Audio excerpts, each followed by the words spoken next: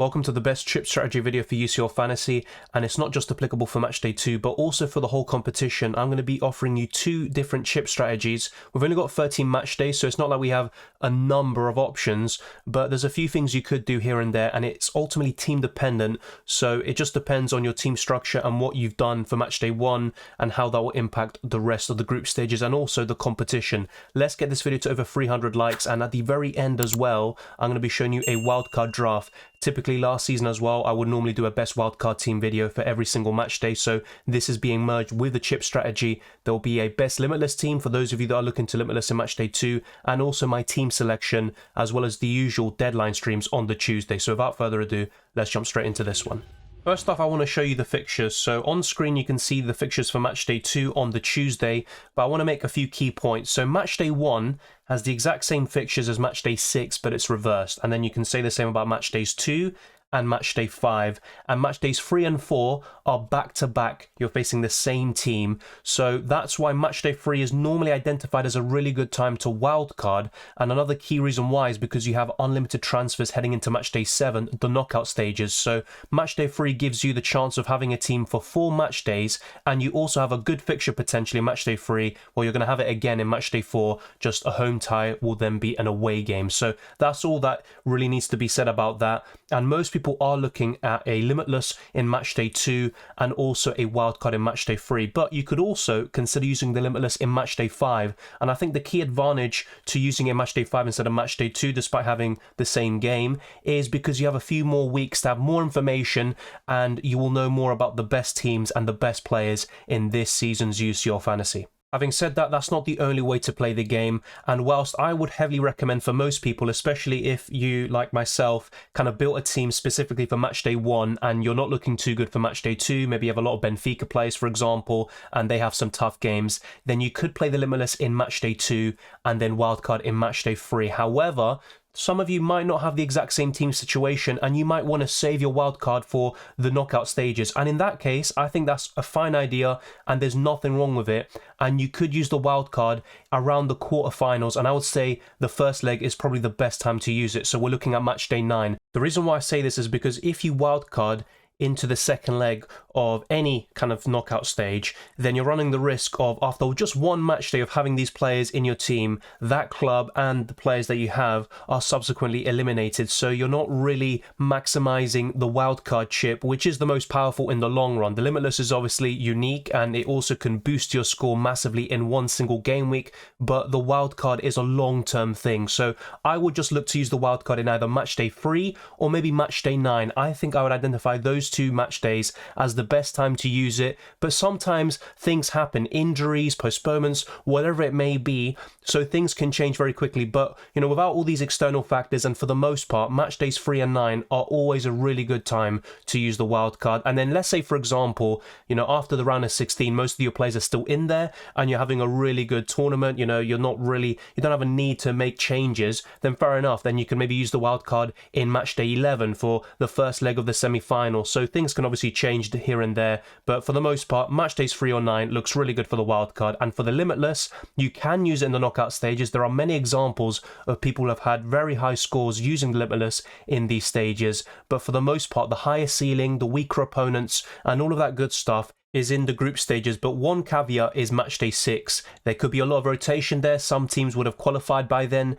so I would mainly be looking at Matchdays 2 to 5. Let's say you're going to be wildcarding in Matchday 9 or in the knockout stages. That actually presents you an opportunity to use the Limitless in Matchdays 3 or 4, and to be honest, when you look at the fixtures and the way it balances between Tuesday and Wednesday, I think the Limitless could actually be more beneficial in Matchdays 3 or 4, because Bayern are facing Barcelona in Matchday 2, and those are two teams that you really want to target for the Tuesday games. But in Matchday 3, Bayern are playing Pilsen, then you see Barcelona, they're facing Inter. So as you can see, the kind of bigger teams, Liverpool as well, who have been struggling, but they're facing Rangers here compared to Ajax in Matchday 2. That also looks much better, and it's much easier to balance it out, and you can have maybe 7 good players on the Tuesday, and then you can have 8 good good players on the Wednesday. There's no clear-cut answer, of course. There's not going to be a perfect strategy, but I actually think the Limitless in match days 3 or 4 looks even better than it did last year, and maybe the wildcard could be saved for match day 9 as a result. Let me know what you're kind of leaning towards, because I think there's no right or wrong,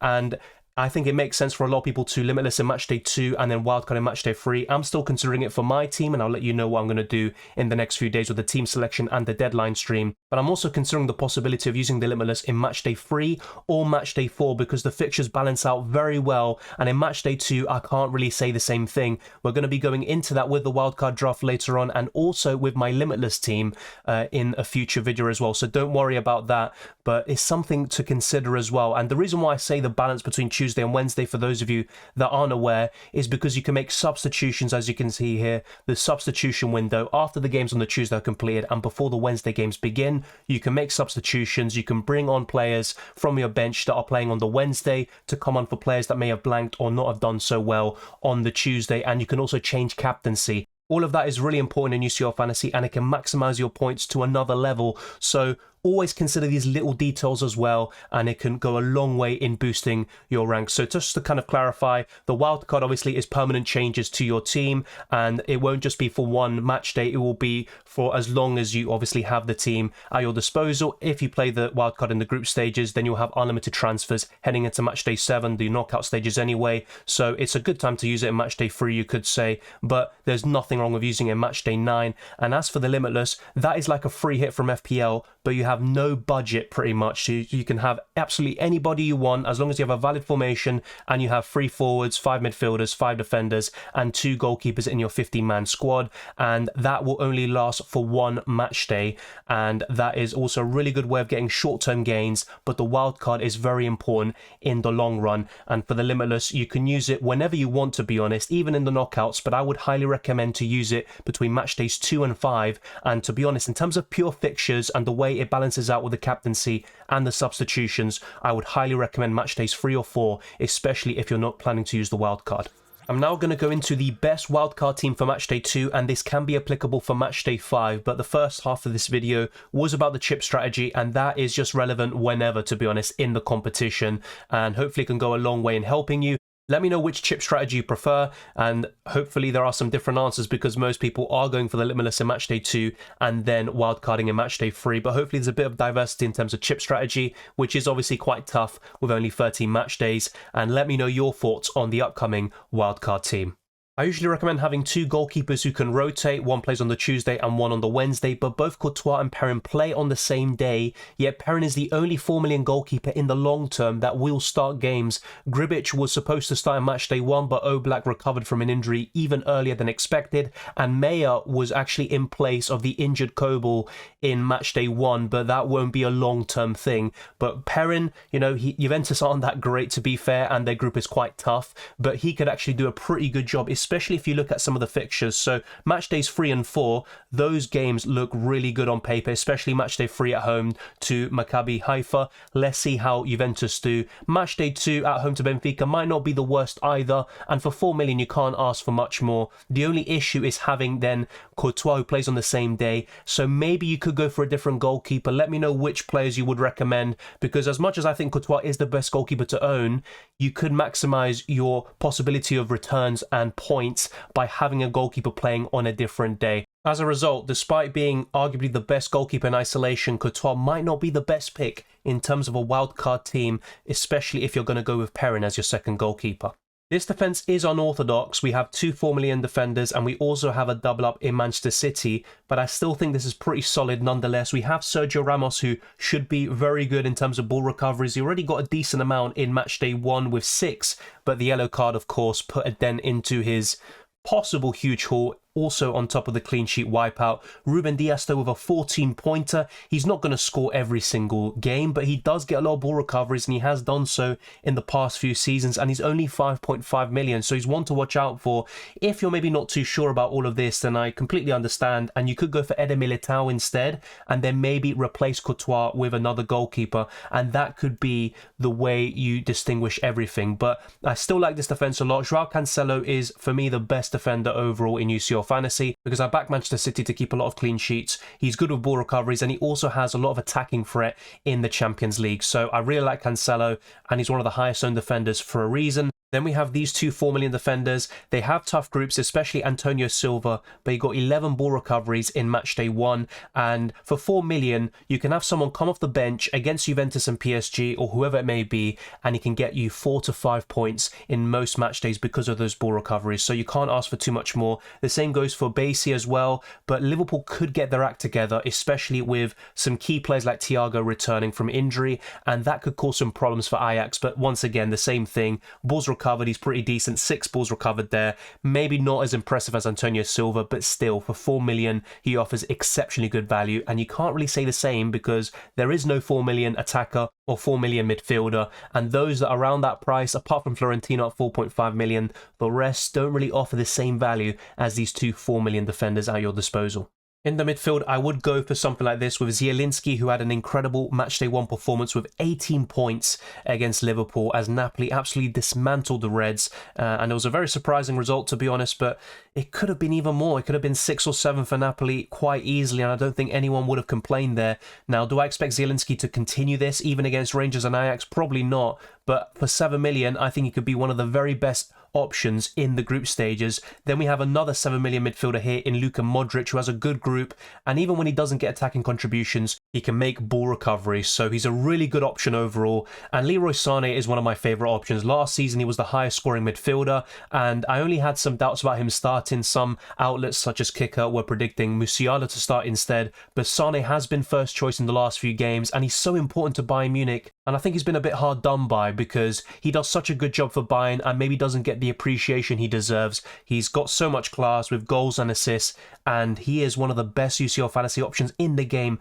Only 9 million after what he did last year, I think is an absolute steal. And then we've got Højbjerg, who I have in my current team, and he's a bit like Fabinho, Rodri. He's going to get you those ball recoveries. He got 8 points because of the assist on top of that. He's not going to do that every single week, but to be fair, he has been getting those goals, so he can get the odd goal contribution here and there. But with him, you're mainly relying on ball recoveries. He might not be everyone's cup of tea, but one player that I think everyone can agree on that offers great value is Florentino, and I talked about him in pre-season 2. 7 ball recoveries in Matchday 1. He's only 4.5 million, so he's a great enabler, and I think he's a really good way of just enhancing your midfield and the rest of your squad because he can guarantee you those 3 to 5 points every week, and he is one of the cheapest players in the game. So Florentino for me is a great option, and I would highly recommend him on top of all these midfielders that you can see on screen.